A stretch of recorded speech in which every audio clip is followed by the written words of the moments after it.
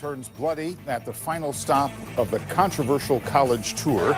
Several protesters taken into custody outside the Turning Point USA event at UC Berkeley.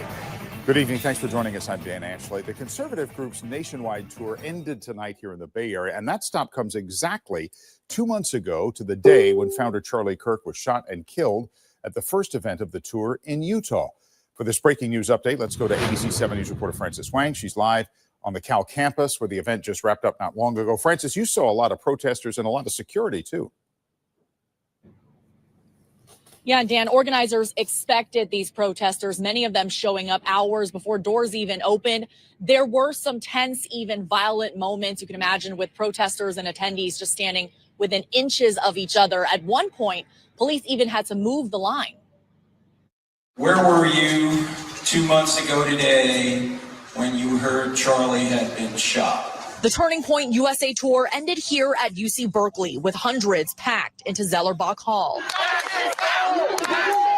Outside, students and other demonstrators chanted and protested throughout the night. They're using our facilities, resources to do it, which I think is just crazy.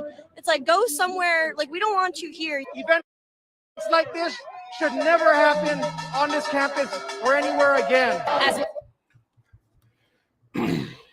As Americans, we should be free to go anywhere we want inside of our fucking country without having to worry about mobs of people surrounding us and screaming at us because we want to hold an event and talk. Now, on the inside of the building, they announced that this was the end of the TPUSA tour. To be honest, tonight was the end of TPUSA. That event was bland, it was boring, it was pointless. And really, they served no purpose. The only thing people knew about TPUSA was Mr. Charlie Kirk, his message. He was smart enough to go in front of liberals. He was brave enough to speak up about blacks to their face. And he was also talking about the gay agenda. The only problem he had is when he turned on the Zionists, and his crowd they were going to lose the evangelical support in the United States, probably not even a week from the day they took out Charlie. Had Charlie lived, he was going to bring Candace Owens, and all you would have needed is one or two more people to explain to the evangelicals how evil and demonic the Zionists of the Israeli government really are. And then that would have been it. That would be the end of the Israel lobby. Ben Shapiro and everybody else would just go get fucked. This is still the end of the Zionist lobby. It's just going to drag out for a little bit more. Again, if this was anybody else in America and somebody said you can't come here because of what? Because of my skin color? Because of my what? Who are you to tell me where I can and cannot go? The problem is with TPUSA, they're weak. Charlie Kirk was the only fighter, the only person brave in their whole organization. That's why you never knew none of their faces and you never heard none of their names until he was gone. They're scared. These are not the type of places you go where people are active, that you don't bring other people who are willing to activate. We had people, they were called the Proud Boys, and you saw how scared of them they were, because that was the only answer we had to Antifa. But there's another answer that's coming. See, when you put Antifa, who's being supported by the left, against the Muslim and the Islamic invasion that's also supported by the left, things are going to get good, because now you have men versus soy boys. That's going to be the upcoming answer. But for now, we're going to have to deal with the ideological differences, the gays versus the Christian conservatives. This is Berkeley. This is Northern California. The people in that crowd are there because they want to protect pedophiles. Now, people would say, Rico, what do you mean? That's not why they're there. They're there because no one can tell me what they're there for. I can tell you why they're there. It's called Bill SB 145. What it was a bill so that if you're gay and you're caught with a child who claims to be gay, you don't have to register on the sex offenders list. The man who passed that, Scott Wiener, was also the one behind the bill that made it so it's no longer a felony if you knowingly infect someone with HIV. Everything, and he has other bills that he sponsored. That's what these people are there to defend, to support. That's their hill. You don't live like them. You don't live in Northern California. You're not a part of their cult, so you don't get it. There was a man that was injured here today, but he's outnumbered.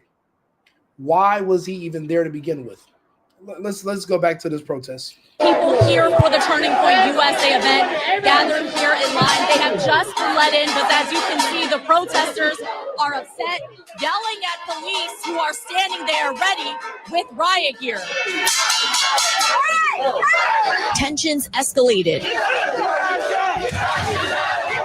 Fights, fireworks, smoke bombs erupted, creating chaos. You know what that noise was? And confusion. That man right there. Now, people would call him a hero. I would call him a fool. You know you're outnumbered. You have to know your venue. He went there alone. He's wearing a freedom shirt. He's wearing a cross. He had a sign that said, Christ is King. He was actually out there selling t-shirts for people who wanted to buy them before he was assaulted.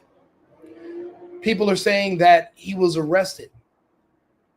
If you're the lone one in a crowd of enemies, the police can't arrest everyone around you.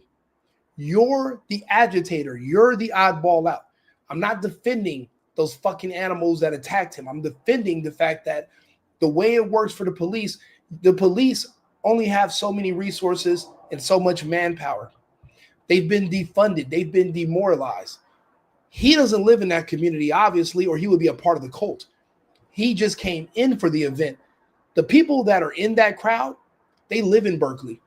The police have to deal with them. They are the public. In a weird sense, he's the agitator. But I didn't see him as being arrested. I see him as being saved from a mob that could have killed him. You know, it doesn't take much for you to get hit in the head with a rock or get punched the wrong way and you fall down and you hit yourself, to get hurt to the point where you're bleeding internally. You can die from being assaulted. This doesn't seem like a particularly large man. See, someone built like myself, right? I've been to these type of events. I could go and be in one. I could wear the same shirt, a cross. I could wear a hat with a picture of Charlie Kirk on it, and I could stand in the middle of that crowd, and I could handle myself. I would come out on top at the end, but they would eventually have to arrest me. I don't suggest that for everyone else. We need numbers. You cannot be a conservative, a Christian, and a patriot, but also a pacifist. You cannot show up to these events alone. You have to know your venue. Again, he could have died. Break it up! Break it up! Police! Break it up! Police! Break it up! Hey, white boy, break it up! They're screaming at him because he's white. Now, these are also white people, but they're gays. If you're a white person, but you're gay, you're gay. You're no longer white. The gays hate white people too. The gays see the whites as stopping them from having their access to children. The gays see white men in uniforms as stopping them from having their sexual liberation. That's why they call anyone who's a white male a fascist. That's what their new definition of a fascist is. It's a straight white male. They want access to children. They've already passed bills to decriminalize it. People like Charlie Kirk and Trump spoke up against it, and that literally got the bill. It was heading east. It was starting to get brought up and voted on in other states. That's already been shut down, and it's already being reversed. But that's thanks to people like Trump and Kirk. That's why they hate them. They want this to be seen as a sexual orientation that deserves protection instead of as a crime. And they were almost there until some man named Charlie Kirk showing up to universities and talking to kids about what their plans were. The kids rejected it. You know when else the kids rejected teachings like this? In the 1930s. And you know what those kids did? They started burning books. See, we're not allowed to talk about the history because the Zionists that wrote the history, they want to write out exactly what happened, because if you knew history was repeating itself, you might want to do things a little bit different. This is the wet dream of Magnus Hirschfeld right now. They want their conquest and their pursuit of children, they want it to be uninterrupted. People like Trump, people like Kirk, interruptions. People like me, Candace, Nick, we all have conservative values. We believe in protecting children. We believe in our country. We believe in, our Constitution, our First Amendment, of course, the Second Amendment. California, anti-American, no Second Amendment. These people can sit here. They can attack police, attack other people. They can wear masks. They can do whatever they want and get away with it. I got friends and family being robbed and killed in California. The police don't even have enough budget to do proper investigations anymore. I keep telling people, law enforcement is going to be a memory in certain places. They're going to be replacing them with counselors, and it will be lawlessness. But that's a part of the communist takeover. These people are voting for it. We don't live in these cities. There's not much we can do. Him showing up and risking his life to sell t-shirts and to prove a point, in my opinion, it wasn't worth it, because if he would have passed away, he's not remembered. We need people like that to stay alive. We need them to talk. We need them to be healthy. We don't need themselves throwing themselves into the fire or into the lion's den just to make small little points. It's not helping. The police, by arresting him, did him a favor. Had they stayed out of it, he probably wouldn't still be breathing. Now, I can't show you all this video because he's leaking, but... Bleeding, bitch! Hey, white boy! You're bleeding, white boy! Hey, white boy! White boy! They keep yelling at him because he's white. Relax. What happened, white boy? Hey, white... Taunting him because he's white. You guys step back. And look at the cops. You guys can film with this. So many of the police have been demoralized in this city. There's really not even very many white men on the force anymore. So there's a piece of these cops that's sympathetic to the rioters, to the animals, to the criminals. They're only going to go so far. But in my opinion, this was a sign of mercy. They saved him from the mobs. So we got to thank the cops for doing that and stepping in. TPUSA should have had military with them. We needed a show of force, not of complacency. Why they did not show up with Humvees and men, showing that we are not afraid, that we're brave, and why would they not stand up to these people? The police are going to stay neutral and do their jobs. We should have had an abundance of even more. With all the money that TPUSA made off of the funeral alone, and how much money they got in their reserves, you mean to tell me they couldn't show up with an American version of SEAL Team 6 with their own basically Blackwater military group that could have showed up and been out here to protect the people that were attending the events? More could have been done, but they want to appear weak. See, right now, if you're white, they're automatically going to assume you're with the Zionists. You're with the enemy of the outgoing leaders of this country. The new incoming people are not going to have mercy on you. And the police in certain areas are pretty much empathetic to the new owners of America, the globalists. And guess who their army is made of? Men. Men of Islam, men of faith, men who will fight to the death. Now, as we all know, the left eventually will eat itself. This gay crowd and the Islamic crowd are eventually going to clash with each other. And that's going to be a sight to see. Because eventually, of course, the enemy of my enemy is my friend. All the gay, trans stuff, the pedophile, it's not going to fly with Allah and Islam. And these two groups will clash. Now, this group is smart enough to know when to back. That's why you never see them show up in numbers against black people besides that one time at We Spot. And there's the black lady at the Gold's Gym. You know, she showed up to talk to Scott Wiener the other day. And Scott told her, hey, trans women, which are men, they're women too. And she stood up by herself screaming and yelling. And she finally realized she was just another black woman, useful idiot. All this time voting for these policies, and you should have been supporting Trump because she's wasting her time talking to Scott. He's the one that pushed forward that bill to protect pedophiles. He's not on your side. You're talking about protecting women in locker rooms. Well, you're a Trump supporter. You know, all that lesbian bullshit goes out the window once you find out a man can kick your ass because he has on a wig and he's not going to be arrested and no one's going to feel sorry for you. You know, this is an awakening right now that's bringing reality back into alignment, and we desperately needed this. We need this. This has to happen. There must be a fall because you'll appreciate it once you stand back up. You have to lose everything and hit rock bottom to appreciate the good times. We took everything for granted for too long. We thought everything was fine and it wasn't. We buried our heads and now look, we've lost our families. We've lost our children. We lost our country. Your wives have left. Your children are all gay and confused. And your country is controlled and ran by Zionists. You know, is this what our ancestors fought for in the Great Wars? Vietnam, the Korea War, is this was it? So that we can just lay back in peaceful times and watch someone else just come in and conquer us without firing a single shot?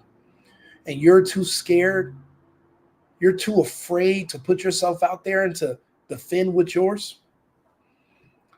Should be embarrassed. Hey, you got cracked up. You got cracked.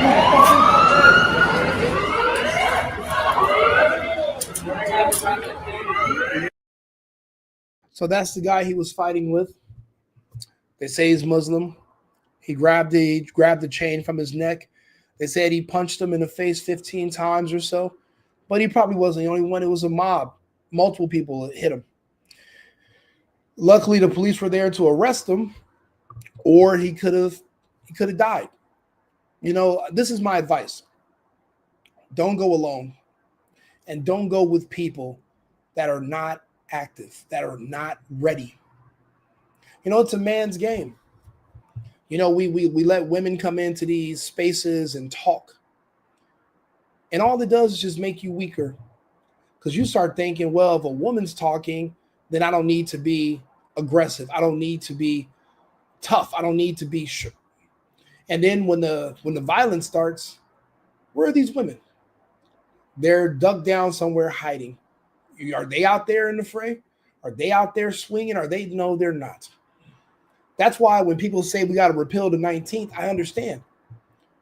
Why are we going to listen to someone who will advocate for a fight that they won't participate in? It doesn't make any sense. But yet here you are listening to women. And when the fighting starts, guess who takes all the blows? Guess who gets hurt? Guess who dies? It's just the men. These other groups that's coming in, is the Islamists, they don't listen to women. You won't. It's hard to find them outside of their house most of the time. Who do you think is going to win when the fighting starts? The side that's humoring women, or the side that puts them in safety of their homes and they go out in the front and they protect them? Which side do you think is going to come out on top? Give me your other hand. Can you please move it away from me? What's that? He appears to be camera shy.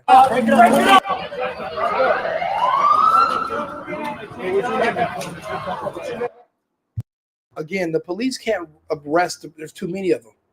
They don't have enough cars. They don't have the resources. Also, it's a liberal city, no cash bail. It'll just be a revolving door.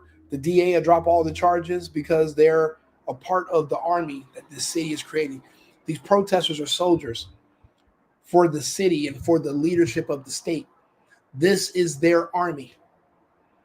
So they're not going to prosecute their own soldiers. You have to know your venue. You have to know where you're at all times.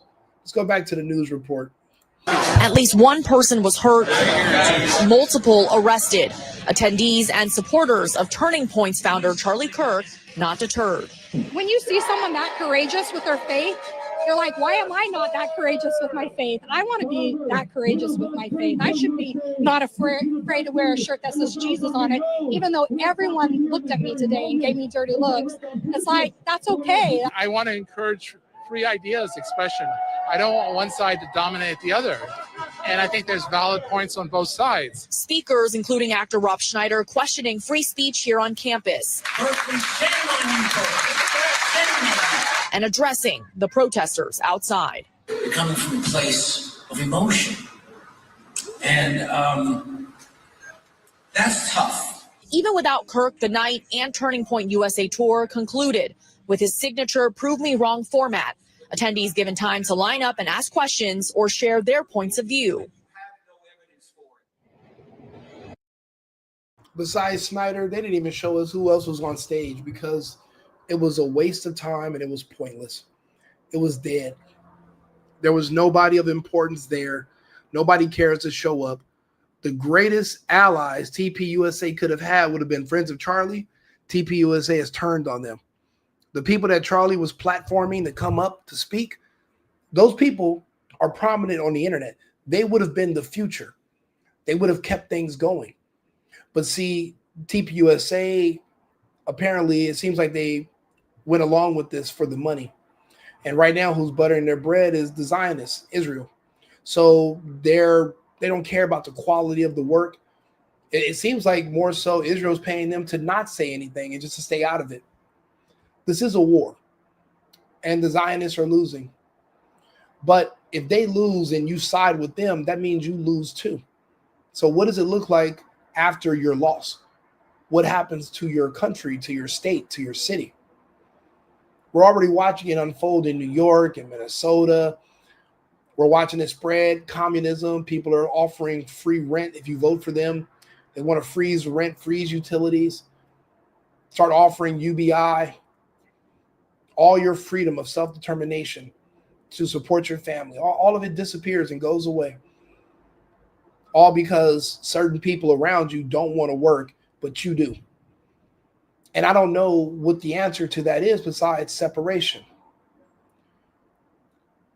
It's not easy for me to say or to explain because I hate that the prospect doesn't seem bright. It's not like there's a lot of different ways this can go. We've seen this story play out. We're not the first country to go through a communist revolution. We're not the first civilization to be invaded by another greater influence. And this is not the first time a proxy war has happened right in front of us. See, the proxy war right now is between Israel and the World Economic Forum, Klaus Schwab and Benjamin Netanyahu. Notice Schwab has never invited Netanyahu to any of the Davos events. They're at war, but they want influence over the United States. So they're trying to remove the Zionists and take their place. And I think it's going to happen because they have the numbers of men. The Zionists, their whole thing was the gay agenda, turning men into women. Even the trans agenda is patriarchal because what you're doing is you're removing women and replacing them with stronger men. It's still men at the top, even in the trans agenda, but not the gay agenda. The gay agenda is to feminize men. The trans agenda is to make men stronger just in women's spaces.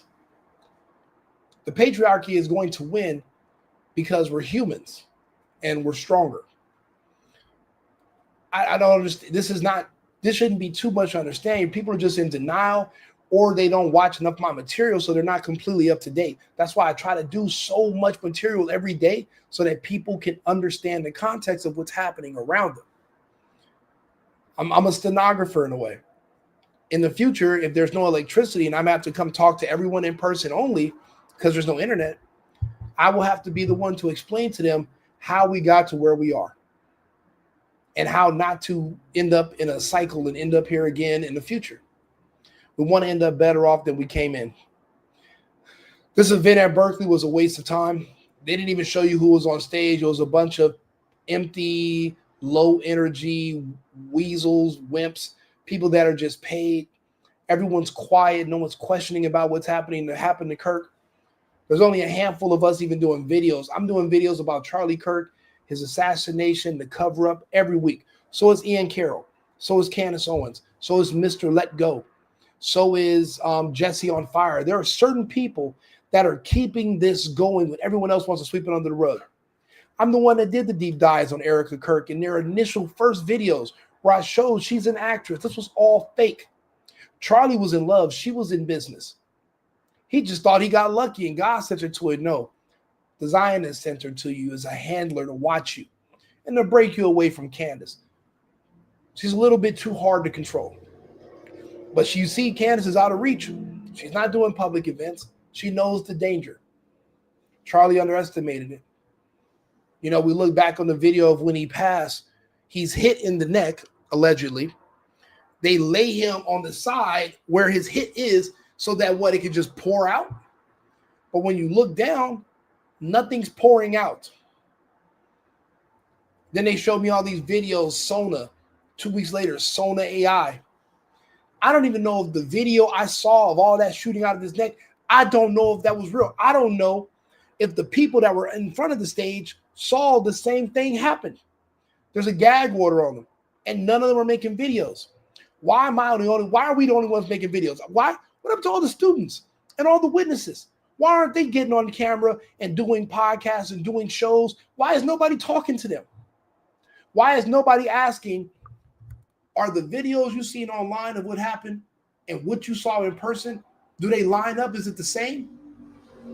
Matter of fact, if he's hit over here, wouldn't you lay him on this side so that you can keep the fluid inside and then you want to gouge it and stop it? None of that happened. No one even took off their fucking Ray-Ban shades, their dark color shades. Nobody even took them off so they can get a better look at the injury. But we're conspiracy theorists and we're wrong for asking questions and for keeping this open and never letting it die. Go to my Instagram, Right Wing Rico. My profile picture is still Charlie Kirk because I admired what the man was doing. I respected it because nobody else cares to do it. Most people just give up. Well, we're not giving up. Like and subscribe, share the video. I have a bunch of lives to do today, so I'll be on. We have like so many different topics we're going to be going over today. So tune back in, follow the page, Right Wing Rico or The Single Boyfriend on YouTube. I'll be back in about 20 minutes, and I'll see you guys again shortly. I've been needing to find a new apartment, which has not been easy with credit as bad as mine. Luckily, I found cosigning.com. They connected me with a cosigner who helped me get my dream apartment for me and my dog. I just paid a small fee and was able to move in fast. Get the cosigner you need for the apartment you want. Check out cosigning.com today.